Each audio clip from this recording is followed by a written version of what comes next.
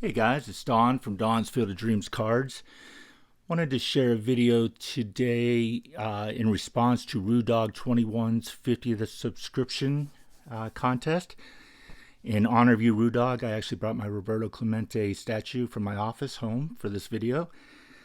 And what he asked in his video was to show a Derek Jeter card and a Roberto Clemente card, or several of them. So I'm going to show the ones I have in my collection.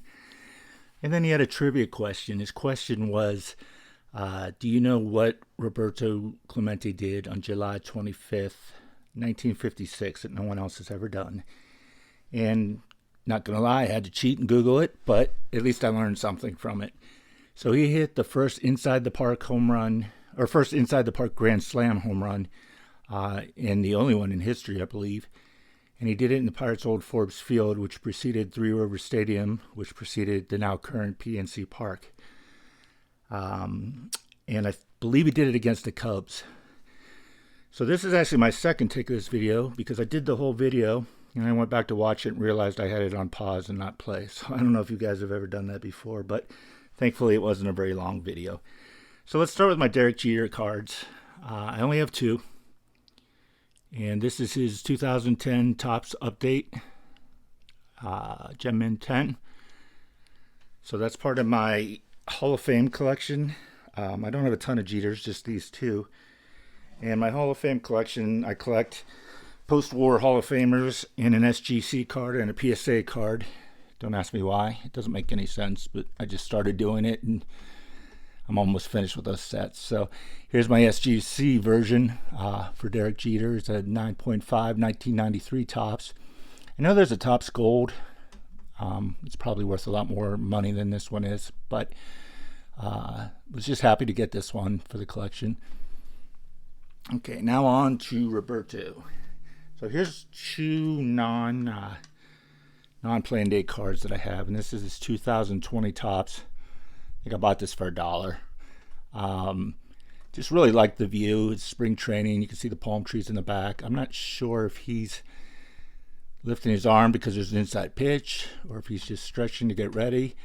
I'm guessing he's stretching to get ready because the umpire and catcher don't look like the ball's already gone by. And it looks like the third base coach is kind of clapping, let's go, come on. So I'm guessing he's probably just getting ready to bat. And then my only Project 2020 card, I think Ben Baller did this. I didn't really get too into the 2020s, but I really like the look of this Roberto with the Puerto Rican flag behind him, and the look that's on his 1955 and his 1956 card. So here are the couple plain day cards I have of his. And I don't have a ton of Robertos. Not even quite half the run. There's a couple more I want to get, but show you what I do have is 1973 in an SGC. This is his last card, and this actually came out after he had passed away in a plane crash in 1972. But what's cool about this card is you have his lifetime stats, and 3,000 hits on the dot. So, he did that against John Matlack of the New York Mets at Three Rivers Stadium. So fortunately, his very last game that he ever played, he got the 3,000 hit.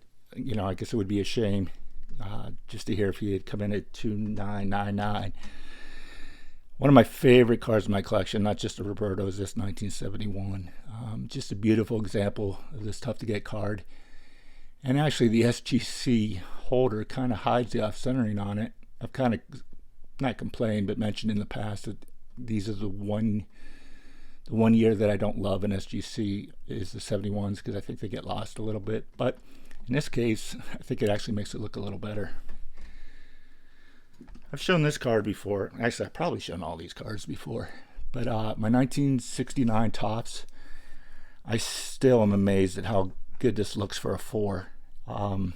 Actually, I went in wrong order here, because what I wanted to show you is his 1970. It has a better grade, but is way off center.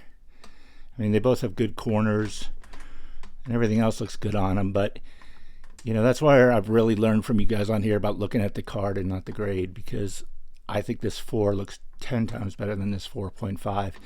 I still like the 70 card, but I look at this this one here on the left, and I'm just like, wow, that seems very low. And like I've said before, fortunately, when they're very low, that means I can get them. If that's a 7 or 8, it's not in my collection. Here's a unique card I've shown before too. I collected 1964 stand-ups from Topps, and I only have one left, and that's Mickey Mantle. And then I have 2 at SGC being graded right now to complete my Hall of Fame run. This card's really getting up there in price. I mean, it wasn't cheap when I bought it, but it's getting, you know, like everything else out there, guys. It's getting up there. But just love this card. Then the last one I'm going to share, which I think is another great looking card, is the 1958. Got that in a 6.5. Just a really nice visual of Roberto Clemente. You know, I'm not crazy that his older cards say Bob Clemente on it.